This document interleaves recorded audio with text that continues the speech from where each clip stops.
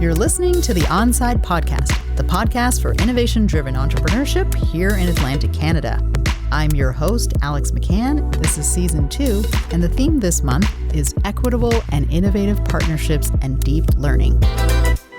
I'm joined today by Michael Marcel Polak, also known as Ganagawatrita. Hopefully I've gotten that somewhat okay, which means Little Dipper in Mohawk from the Bear Clan. He's dedicated to fostering Indigenous pathways to solve global problems through his gift of two-eyed seeing. He's working to incorporate Haudenosaunee Great Peace into modern innovation frameworks such as design thinking, human-centered design, and Agile to develop what he calls creation-centered design, and is committed to helping organizations around the world and communities reconcile different ways of thinking using Indigenous worldviews and others. All right, Michael, welcome back to the show. Happy to have you here with us again. Last time you were here with us, you were talking a little bit about your journey towards entrepreneurship. And this go around, we're going to be talking about a few different things around innovative partnerships and deep learning.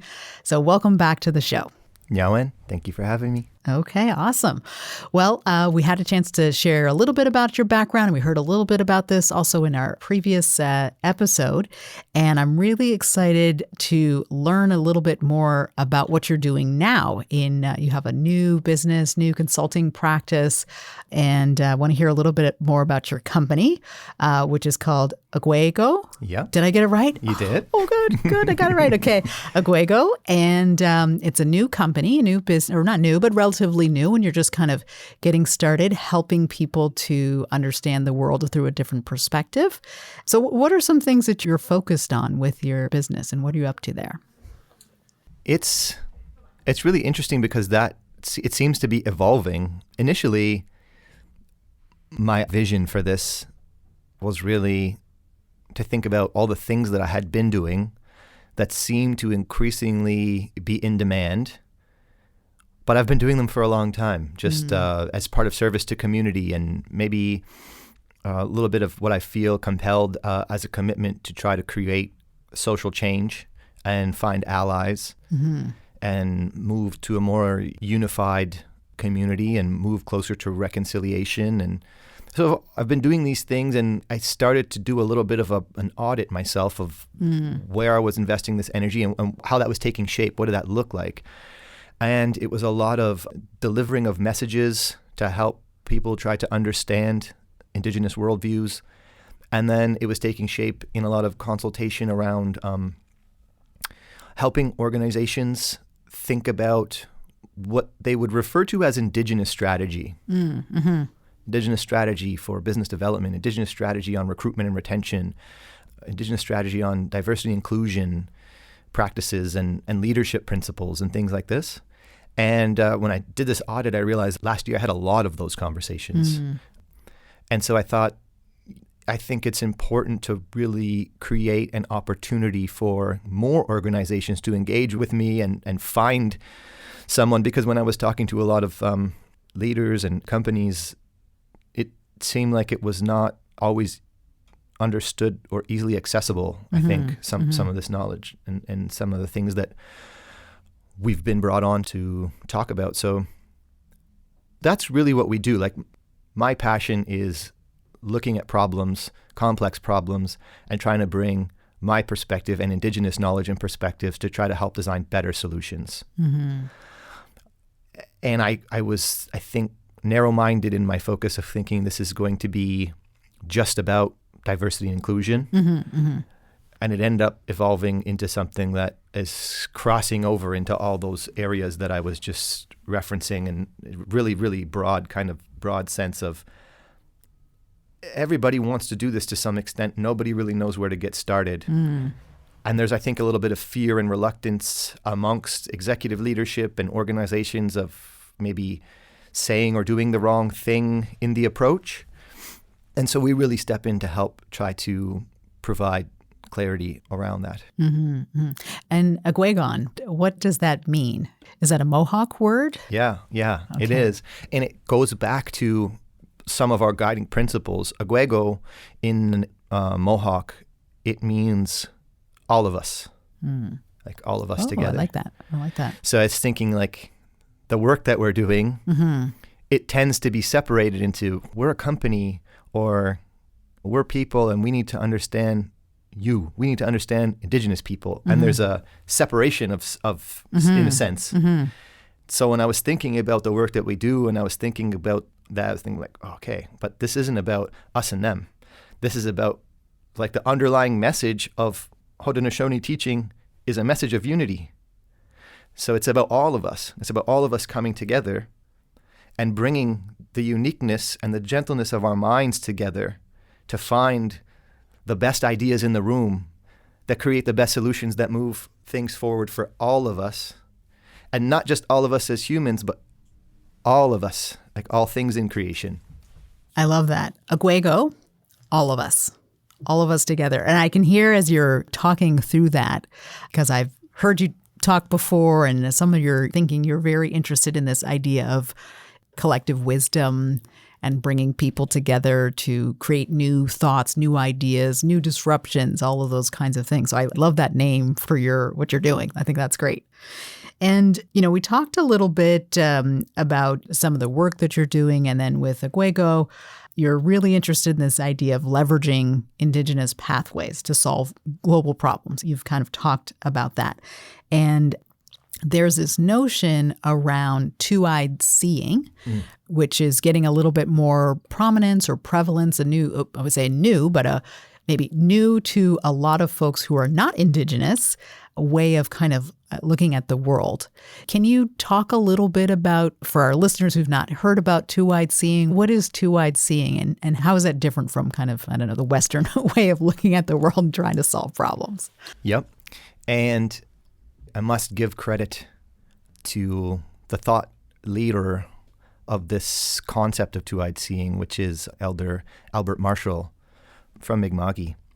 And to quote him on this, he would say that this is really about our efforts to restore harmony in our relationship with the environment. And in order to do that, we need to understand our relationship with the environment, and then we need to transcend our individualistic desire, And so it was really designed from that perspective. And specifically, Elder Marshall created this to help the young Indigenous people reconnect with their identity. So those that feel disconnected because they are of mixed ancestry or have not had exposure to knowledge, traditional knowledge about the land, and they've been deprived of that. And this is also a tool that was to be used to help people reconnect with it. And there's really 8 core principles to two-eyed seeing. And I'll just run through them relatively quickly here. But number 1, the need to declare author positionality. Number 2, communication of the group's interpretations to everyone involved in the decision-making process. So communication of two-eyed seeing interpretations and guiding principles, ensuring everyone understands those. The 3rd is about relationship building. The 4th is around inclusion and Indigenous advisory. It's the involvement of groups of elders, knowledge keepers, and other Indigenous thought leaders in the process of design. Continued community guidance. So this concept of like continued consent. And the use of traditional knowledge gathering techniques. And collaborative, community-involved data analysis and interpretation. And lastly, making meaningful and lasting relationships. And those are, as Elder Marshall will define, our kind of 8 principles required if people would like to adopt this two-eyed seeing. And interesting, two-eyed seeing isn't necessarily always just about Indigenous. Someone like me, who's Mohawk and Polish. Anyone who has had this lived experience where they've walked in 2 worlds and see 2 different perspectives has this ability for two-eyed seeing. So, yeah. Yeah, I think I might have mentioned this. There's a really interesting book. I will not remember the author at this exact moment, but I'll try to remember it. Maybe I'll put it up on our blog or something like that. It's called Towards Braiding. And it's about kind of an indigenous way of looking at the world where things are weaving together and moving compared to maybe the Canadian or the Western way, which is very sort of logic, hard facts, like very, I don't want to say data-driven, but a different sort of way. And the need to kind of braid or bring these two ways of thinking together. So it doesn't say specifically two-eyed seeing, but I think that there's some truth in that. And I guess, in our modern world with more and more people kind of coming together and recognizing that there are so many different people and ways of understanding the world, that it's very useful to have these kind of frameworks for some of maybe the Western thinkers who need to have the frameworks and the things laid out, and others to kind of realize that there are different ways of approaching a problem or thinking about a problem. Yeah, and I think it's also important to establish that the suggestion here is not that Indigenous people have everything figured out, even as it relates to things that maybe we are experts in our domain around, like, let's say, connecting with land or things like this. But it's that there's a tremendous amount of knowledge that has been devalued and, in fact, forced underground. Like in my community, you would be persecuted for sharing these ideas that we talk about openly today. And so even now there's a mistrust amongst knowledge keepers that we don't share a lot of our teachings because historically you'd be punished. Yeah, and now there's kind of a mistrust around, well, like, these are our treasures. And so we must be careful about who we share these with. What is in their heart? What is their intention, right? Is this exploitive? Is this... And so it's not that we have everything figured out, but there's a huge accumulation of knowledge that translates into better design, better solutions, and it's about blending them. There's great ideas that exist in Western ideology and colonial science, and there's good stuff there too. But it's better on both sides when you find the things that braid or intersect and can help create and design things that are better for everyone. Well, that's a kind of a perfect segue to the next thing that I wanted to get into with the work that you're doing now. And I know you've been really interested in kind of ways of thinking and solving problems, design thinking, and some of these other kinds of things. And you've developed sort of your own methodology or way of approaching these kinds of situations with something that's now called creation-centered design. And you've been working on this and have worked with clients and executives to kind of understand this way of thinking. What is creation-centered design? So I think it will help people understand more if I provide a little context. So when I entered the innovation space and I started working in accelerators and incubators, and even when I did my graduate studies, which was a Master's of Innovation, and I'm working with people that are in that ecosystem, and you learn all the design tools, and you learn design thinking, and you learn Agile frameworks for working and project management. There's this on kind of like the user interface, user experience side, there's a terminology and a filter that gets put on things to help guide some of the work. And that is, many people are probably familiar with this who are in the space, which is really, it's called human-centered design. So that's that approach to problem solving, which, it's commonly used in management frameworks, but human involvement is typically the core function or feature of that. So it takes place by observing problems within the context and conceptualizing things that would be good for humans generally. And the next layer of that I've observed, and I started to kind of gain exposure to this when Google Sidewalks Labs was going to be building out Toronto waterfront. Yeah. And a lot of the design team there, Google's really forward thinking in the space. And everything that they were talking about was universal design. So kind of universal design, it's really about designing an environment so that it can be accessed and understood and used by all people regardless of age, race, size, or ability. Okay, so it's this concept of designing things to meet the needs of all people who wish to use it. And if an environment is accessible and usable and convenient and a pleasure to use, then everyone benefits, and you consider the diverse needs and abilities all throughout the design process, then universal design creates products and services and environment that meet all people's needs, or as many people as possible through the design process, right? So that's kind of considered up until this point, that's like the best design. Mm-hmm. And as I started to think about that, and I started to gain exposure to more traditional Indigenous teachings and really understand like the core principles of the core message from my community, which we refer to as Guyana-Rangoa, and it really, that translates to the Great Peace. Mm-hmm. But within that Great Peace, there's just like a whole set of more principles, guiding principles that remind us how to interact with each other and to interact with nature. And I started to think about that because the entire real message in that is that in order to achieve peace and unity, you have to understand that there's things outside of humanity, that we are not the core, we are not the center. And when we design things, we shouldn't design things with humans only at the center. Mm. And even in good design, like universal design, it's still about how do we satisfy access, creating access to all types of humans. Mm-hmm.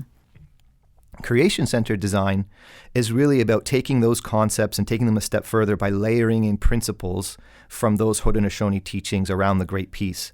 And so it's humans attempting to the best of a team's ability to design solutions that are good for all things in creation.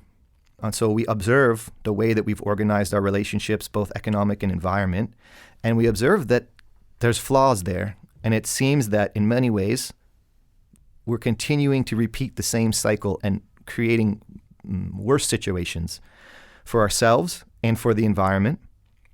And so the fact that we've been designing solutions with humans at the center of our existence, this, to me, it feels like it has a parasitic nature about the way that we've engaged our relationships. But when we design solutions in a way that recognizes that we're one part of the whole of creation, it seems to me to become more possible that we can start to move towards a more symbiotic relationship. And so it's adding that filter onto the design process early on in the process. And I'll just say lastly, this is more work. It's more challenging. Just the way that the difference between trying to create a solution generally for humans to try to create something that is accessible for all humans requires a whole bunch more research and understanding about how the system's design work and how all the nodes and functions interact. Creation-centered design is even harder because with humans, you can go and do human-centered research. You can do primary research. You can conduct surveys. It's a little bit more challenging to understand how something impacts birds, the water, the air, how design elements impact fish. You have to really start to think about things, and you can't interview. So you've got to kind of go to some balance of traditional knowledge on it and some balance of scientific understanding and data to find, okay, how does this thing that we're designing impact that? How is it good for that? What would be an example? I feel like maybe you might have shared something with me before, maybe around, like if someone's considering developing a building or placing something, like what would be an example of a way you could apply the creation-centered design sort of thinking? Okay.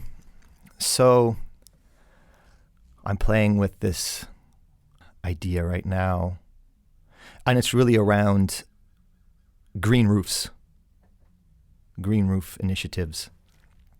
And, I'm looking at some of the climate goals that are happening. Let's just take HRM, the municipality here. So, there's kind of climate goals, big, broad, bold goals around how to create green urban spaces and green buildings. So a lot of that effort is really focused on maybe doing kind of a carbon audit, energy audit, thinking about maybe the materials that are being built in buildings, and where buildings are built in proximity and transportation to help limit the need to drive really far. And, that creates a, kind of greener sense for humans. But I am fixated on the greening of unused roof space. And if we go back to our last conversation about where I'm from, being the most biodiverse area in Canada, the landmass covers only 1%, but it's the most biodiverse. Right outside my window, there's a strip. It's about 2 feet wide by 16 feet long, and it's a strip of green roof, kind of like out my window, a little garden. And over the last year, I've watched so many birds and insects interact with that, bees, that small strip of green space. And so part of like green design and these bold goals that the municipality has, to me, I feel like while it's important to design buildings that are, up to code and standard and thinking about materials and how people travel to and from them as it relates to work, it seems really easy to think about how greening every unused roof in Halifax doesn't take, how do I explain? The benefits of doing this are good from an efficiency standpoint. So they make the building warmer in the winter. They keep it colder in the summer through the insulation process. They warm down, they cool off the city more during times where it's hot. So there's an insulation piece there and an efficiency quotient that is met by doing this. So you get water retention, you get an environment for an ecosystem or a biodiverse ecosystem to exist.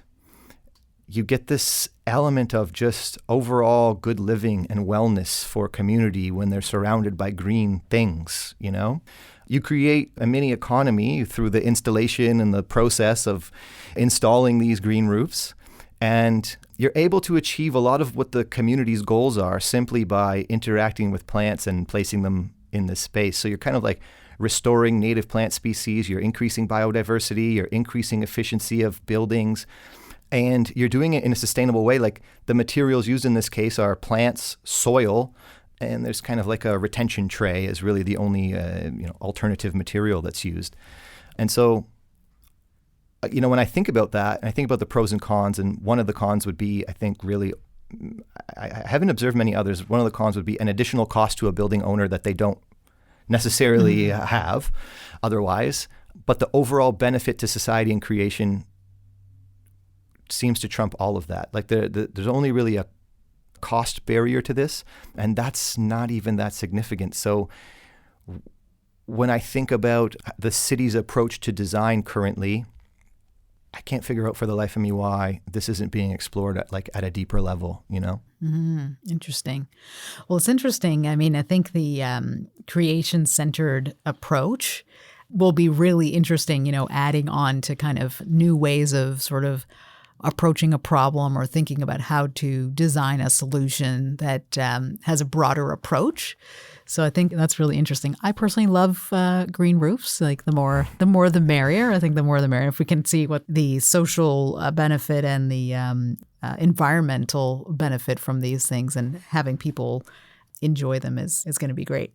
I was hoping you can kind of tell us a little bit more about some of the Indigenous practices that you use in Owego or other things such as storytelling and gathering of the minds, truth sharing. Like, what are some of those practices? And are those related to the creation-centered design, or are they elements of that?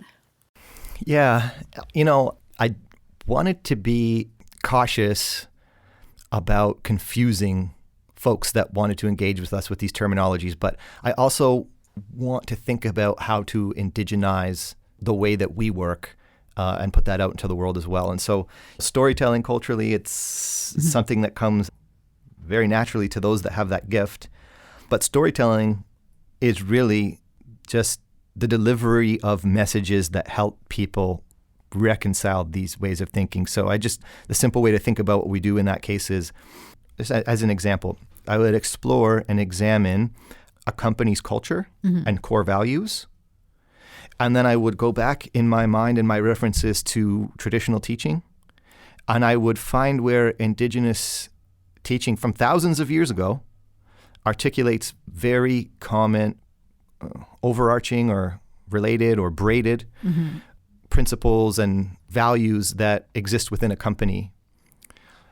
And we try to do that to show people, again, to bring that unity in a sense and help people understand, like, just an example, which would be the matriarchy in my community and women in leadership and women in governance and the role that is played. And then what is more common today, which is the desire to advance women in leadership, women on board positions, women in entrepreneurship, and restoring women's place in that decision-making leadership level, you know? In my community, we would say when we lost our way is when we moved away from listening to women. And when we found our way and came to find peace, it was a woman who first heard with open ears the message of peace that was being delivered by one of our leaders and encouraged him to go on a mission to spread that. And so a community that's always been led by women, and now the recognition by the mainstream Western world, the business world, that women make great leaders and produce better results. And when people hear that, it kind of creates this alignment, you know? And I especially see the women leaders that are in the audience and on the panel kind of, if it's the first time they're hearing that or understanding it, being like, yeah, that's right, you know? And we can get behind that for sure. And that's always existed. You know, we were told that that was wrong. But now it's becoming more mainstream. And so we tell the story of how those practices and the woman's role and the stories behind that. And that kind of helps people reconcile these two ways of knowing to find value. And that's kind of what we do with storytelling. Simple way, it's just kind of like an event series. Gathering Minds is really more about sprints. So like design sprints. And so we would take a design sprint or a rapid decision-making sprint or, you know, one of these kind of innovation functions and tools, but then we would also blend them with those Indigenous filters, the creation-centered design filter, the, you know, some of these Indigenous principles to decision-making and governance that help that process of teamwork and team-focused kind of deep work. And then truth sharing is more one-on-one counsel. It's more one-on-one coaching. I'm finding more and more leaders are curious. They're wanting to engage with Indigenous communities, and they're starting to see value in Indigenous knowledge and teaching for their leadership skills and practices. They're on their journey towards understanding and moving closer to reconciliation. They're understanding that there's a responsibility and time and energy that they need to invest in it. It's challenging sometimes to establish trust in a community. And I think, again, there's that fear and reluctance to kind of know how to engage and how to approach. And so we try to make that easier by saying, this is open, this is our style of doing it. And it's really kind of just a series of trying to understand what challenges a leader is focused with, where they're coming from, what are their core principles that guide their leadership and their style, and offering them suggestions and teachings from Indigenous culture that may have the potential to help them as they, you know, continue to move forward throughout the world. Well, it sounds like really, really deep work. It sounds like really deep work. I'm really grateful, actually, that you've decided to go on this path, and I think that you're right. You know, people in the last few years are definitely much more open to looking at the world in a slightly different way and bringing different. We talked about two-eyed seeing, different ways of thinking and understanding the world to try to solve the complexity that is out there, which is sometimes just sort of overwhelming. So I think it's really great that you're here and you're working with folks who are trying to at least take those very first steps to kind of tackle some of those issues. And it's a first kind of journey. I was going to ask you a different question, but I think I'm going to, because I feel like this is a useful question. And, you know, at ONSIDE, we're focused on inclusive innovation and entrepreneurship. And we're really excited in our second season that we have here, really talking about our culture of innovation. Like, what does that mean? What are different ways to approach this? And I'm wondering if you can talk a little bit or touch a little bit on why inclusive innovation and entrepreneurship is important. Like, why is that something that's important or should be important to us, especially maybe nowadays? As I think about that, I would be forced to look around and observe where we are today and understand that a lot of the things that we struggle with today or that we've struggled with over the last decade, there are, just like looking around, and you could see that 2021 at one point it seemed like half the world was on fire. I mean like literally on fire, right? Like forest fires were burning from Vancouver to Russia and at a scale that we've not yet seen. And I think about water and access to things like clean drinking water. And I think about what we're in an environmental crisis. It's a climate crisis, realistically, and it's not knocking at the door, like it's already in the house.